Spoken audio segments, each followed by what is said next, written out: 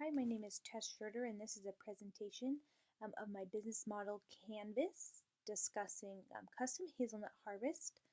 Hazelnuts are also known as filberts. I live here in the Willamette Valley in Oregon, and we are an upcoming leader in the hazelnut growing industry, second to Turkey, which has experienced recent freezes that has really crashed their market and really spiked ours. Last year, prices soared to about $1.88 a pound. Um, with a mature orchard, 1 acre can produce about 2,800 pounds. So farmers here saw an increase in profits, which has really driven the trend in the area. Put in more acres, find better equipment, and things of that nature. The customer segment that this business would attract would be the small scale hazelnut farmer. We're kind of looking at farmers with about 25-30 acres or less um, who may not find it beneficial and cost effective to purchase their own harvest equipment for just 2 weeks out of the year. On the other side, we're looking at large scale farmers who may have more than 100, 200 acres of orchard, who may be kind of running late in harvest or facing weather concerns, something of that nature, where they need some additional help, where they can call in the custom team to come help finish the harvest for the season. The value proposition of this business would be the custom harvest equipment would not need to be purchased by the farmer.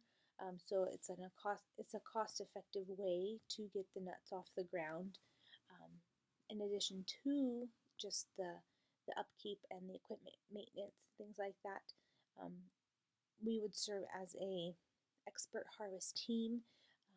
With the spike in the market, many farmers who have never grown tree crops are putting in acreage, and they don't necessarily have the expertise yet to manage their own orchard and their own harvest, things of that sort. So it's really to serve kind of as a learning curve for them until they can get more experience and things. This would be a great service for them. Let's see, for the farmers, the customer relationship we would aim to have would be a direct and personable relationship. In this area, there are many farmers, but the Willamette Valley is a relatively small region compared to other agricultural regions in the United States. Many of the farmers are connected or use the same third-party vendors and things of that sort. So the customer relationship would really just emphasize the quality of work, the timeliness of the work, and the reliability of the custom harvest crew. Starting out, I would have one harvest operation team, which uses a sweeper, which really just kind of rolls along the orchard floor and lines up the nuts in windrows, which then the harvester can come by, pick them up with a blower, kind of an air blower type of deal, and conveyor them into a cart, which can then be put in totes and then trucked away to the dryers and the washing facilities. So a really hands-on relationship with the farmers, and realizing that this is their livelihood, these orchards, so providing the best service we could in a timely manner would be the customer relationships. The channels to get the customers really would start out as word of mouth. Many farmers in the area recognize our farm and our family as a large family. There are many farmers with the same name, and so word of mouth and just kind of the built-in repertoire type of thing is the most beneficial way to start. Keep advertising costs low, but spread maybe via a referral program. refer a new customer and receive a discount off a per acre price up to a certain amount of acres or something of that sort, kind of a promotional type of deal. And then on-site visits. Agriculture relies really heavily on just someone coming to your door and selling you something that you need. Farmers don't have time to run to town and to get parts and to look into new services.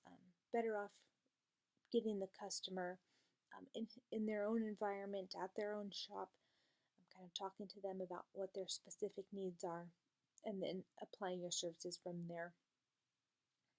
Key activities for the custom harvest business would be outreach, so gaining the market or the customer market and building the customer base. And like I said, maybe at first introductory lower price if you refer another farmer, or if you have 100 acres, maybe you get a discount per acre price. And again, that's just part of the farmer referral program. Key resources would be, again, the referrals, and then really branding the business as a custom operation based around hazelnuts. With the growth in mind, there's a few other branches that we could branch into the custom market. Leveling orchard floors, custom planting, custom spraying, which can be a very expensive and time-consuming process. So those are other outlets if it's time to expand into more hazelnut markets. Key partners in this business would be equipment manufacturers, so our dealers with the nut harvesters and the tractors, the fuel, our co-op, things of that kind of nature, who we need to buy product from to make this business successful, and then the hazelnut farmers themselves. Let's see here, cost structure. There would be costs related to marketing and outreach, as well as equipment and maintenance. Purchasing equipment is a very big upfront cost, and small scale farmers usually don't want to if they don't absolutely have to, which is where the custom harvest is a great asset to them. Labor cost would be an additional cost down the road when it's time to expand into more than one harvest team. To start, like I said, it would be one harvest team, which really only requires one person, which would be my husband. And when it, as we grow in acreage and we have a larger customer base, additional harvesting teams would be needed, and that's where labor will come into play. And labor in this area is easy to come by, but looking for someone with hazelnut experience might be a challenge, so a little higher labor cost there would be expected. And then another expense would be travel.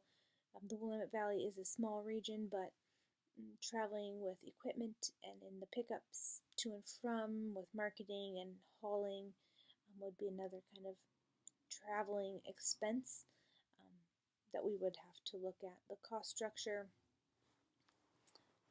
for the revenue, so the revenue streams would be a per acre minimum price of $125 per acre. So if we say we have 10 acres and we're guaranteed $1,250, for us it is beneficial. We know we're going to make at least that to go out and harvest. So usually the small acreage for custom planting is not that lucrative, so many farmers will steer clear of it. But for harvest, with the per acre minimum of $125, that is a good source of income. If production is fruitful that year and the acreage produces a yield higher than expected, it would be $125 minimum, or 7 cents per pound, um, whichever total would be larger. And that's a common cost structure, revenue stream type of thing for agriculture, especially the custom work, and either or type of um, setup, because 7 cents out of $1.88 is really not that much compared to purchasing $100,000 worth of equipment for 2 weeks of the year. And that's where the farmer will see the benefit. There's no upkeep, there's little cost to the farmer himself. Like I said, that minimum service fee would be a set price, and if the referral program, if it was part of the referral program, the per acre price would be decreased to $115 per acre. So a little incentive to kind of spread the word and tell everybody what we're doing and how we can provide their service. There's also going to be transportation fees. Another kind of outlet for the business would be transporting the nuts after they've been harvested from the floor to the washer dryer facilities. That requires a semi-truck and totes, and that could be an additional kind of service fee that could be provided to the farmer if they needed. In addition to that, as an add-on service, there's like I mentioned before, we could branch into custom planting and spraying, custom leveling, really full orchard management for the farmer. So to gain and retain customers, it's very important that word of mouth is used. Obviously, there would be printed materials, a website, but really the on-site visits are going to be the most beneficial for what we are trying to do. Will we create revenue, like I said, by the per acreage minimum, with the option of the per pound price, whichever is greater. My key resources for this project, like I said, were the equipment manufacturers, so all of our third-party vendors who we need to purchase materials, equipment, all sorts of like the fuel and things like that. The key activities will be the custom harvest in a timely, reliable manner. Nothing is more beneficial to a farmer than someone there on time. When they need them, they can call, be there the next day, and that will be possible as we expand and we have multiple harvest teams able to deploy kind of whenever the farmer needs. Hazelnut harvest is only about 2 to 3 weeks out of the year in this region before the heavy rains come and damage the crop, so time is of the essence, and the more custom teams that can be deployed, the more acres we can harvest, and the happier the farmers will be. So once the initial cost of the $100,000 of equipment is paid, or at least manageable, then expanding to more would be the plan. And the detailed costs I will kind of go over.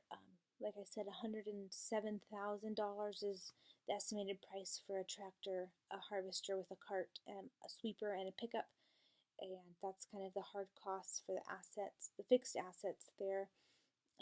Advertising fees would be very small for the first. I mean, moving on, really, about $500 a year.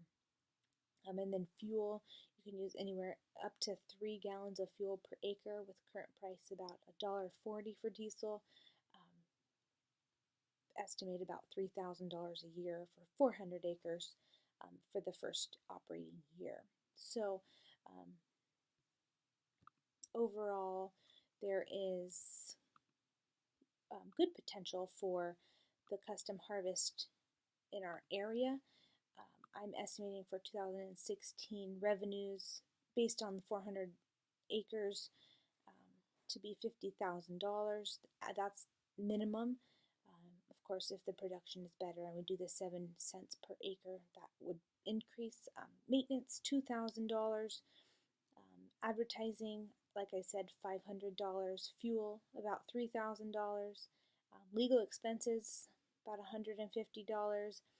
Interest for the loan to take out or to buy the equipment, about $7,500, and then depreciation about $11,000.